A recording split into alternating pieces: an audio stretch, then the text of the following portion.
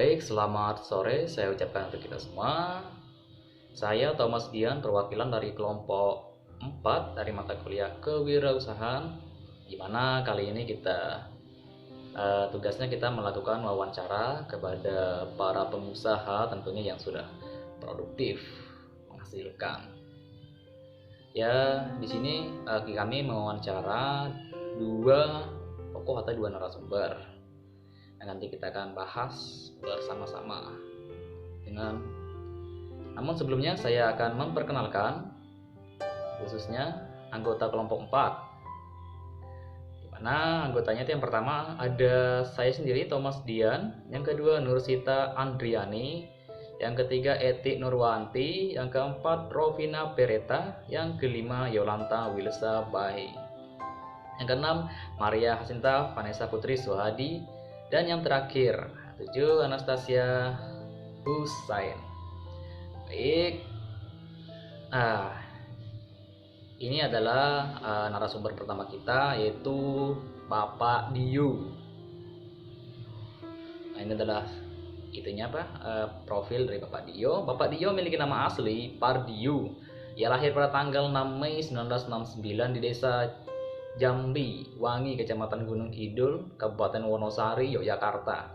Ia diketahui sudah menikah dengan seorang wanita bernama Mujila atau sering disapa dengan Ibu MG, yang juga berasal dari Gunung Kidul. Beliau bersekolah dasar di SDN Wiloso 1 dan setelah kelas 1 SD beliau pindah ke Pulau Sulawesi dan melanjutkan sekolahnya di SDN 1 Momonu. Setelah lulus dari sekolah dasar, beliau memutuskan untuk tidak melanjutkan pendidikan karena perekonomian keluarga pada saat itu yang tidak memungkinkan. Akhirnya beliau bekerja sebagai petani dan bekerja serabutan guna membantu perekonomian keluarga.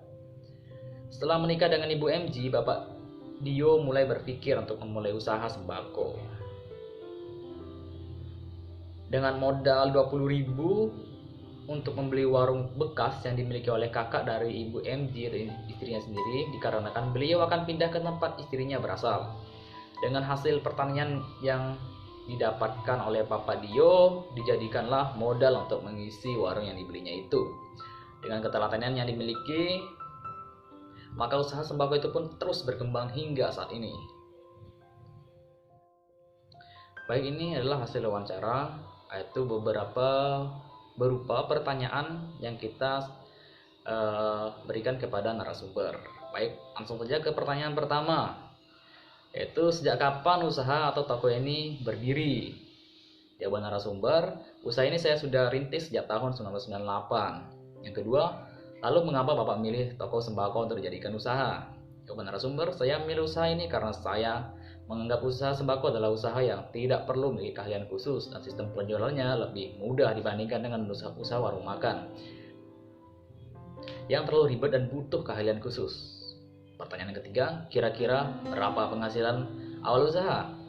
Jawaban narasumber, saat baru memulai usaha, pendapatan per bulan kurang lebih 2 juta dan keuntungan masih sangat kecil. Lanjut ke pertanyaan keempat, barang-barang apa saja yang disediakan di usaha ini? Jawaban narasumber, beragam macam seperti beras, gula, kopi, sabun mandi maupun sabun cuci, rokok, dan masih banyak lagi. Sebagai pelengkap dan menambah pemasukan, maka usaha saya tambahkan dengan berjualan perlengkapan motor seperti oli dan lain, serta perlengkapan pertanian seperti obat hama dan lain-lain. Lanjut ke pertanyaan yang kelima, berapa pendapatan dan keuntungan per bulan yang didapat?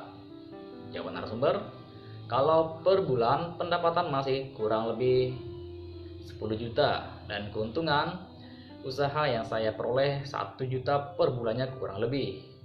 Dan hasil 10 juta itu sebagian saya putar kembali untuk modal usaha. Untuk mendapatkan barang-barang dagang ini dari mana?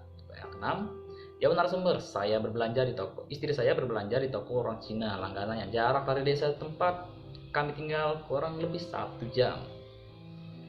Lanjut ke pertanyaan nomor 7, bagaimana teknik pemasarannya? Jawaban narasumber, mengingat usaha ini bukanlah usaha yang menghasilkan produk, maka tidak perlu melakukan teknik pemasaran karena barang-barang pokok adalah barang sehari-hari yang digunakan oleh konsumen. Pertanyaan yang ke-8, Apakah berwirausaha itu mudah, Pak? Jawaban narasumber, berwirausaha itu gampang-gampang susah. Kadang untungnya banyak, kadang juga tidak menentu. Jatuh bangun sudah pasti, tapi dari situlah saya dan istri saya terus semangat dan bekerja sama untuk terus mengembangkan usaha kami. Lanjut ke pertanyaan nomor 9. Apa rahasia dan suka duka menjadi seorang pengusaha itu apa, Pak? Jawaban dari narasumber, menjadi seorang pengusaha itu rahasianya harus sabar, tekun, telaten, bekerja keras, dan jangan lupa berdoa. Sabar itu yang utama, karena semua kepahitan dalam merintis usaha sudah saya alami.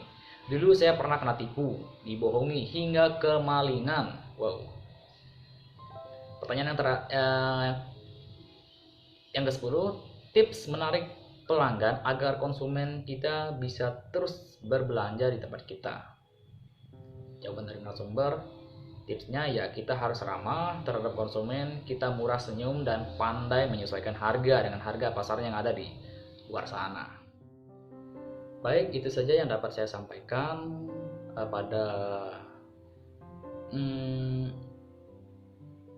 wawancara pertama, yaitu kepada Bapak Dio, di mana beliau adalah seorang pengusaha sembako, di mana ia memulainya dari nol, modal hanya 200, memulainya hanya dengan modal 200.000 rupiah, dan ia dapat menggandakannya menjadi 10 juta tadi ya. Wah, itu luar biasa, men. Ketika teman-teman mungkin ada jiwa-jiwa berwirausahanya, namun ada beberapa kendala, pertanyaan-pertanyaan. Mungkin presentasi dari kami bisa mewakili, terjawablah ketika teman-teman ada kendala dalam ingin menjadi seorang wirausaha. Ya, mungkin itu saja yang dapat saya sampaikan. Kurang dan lebihnya saya mohon maaf, dan terima kasih sudah menyaksikan dan menyimak tiap-tiap penjelasan yang saya sampaikan. Yang akan kita lanjutkan ke sesi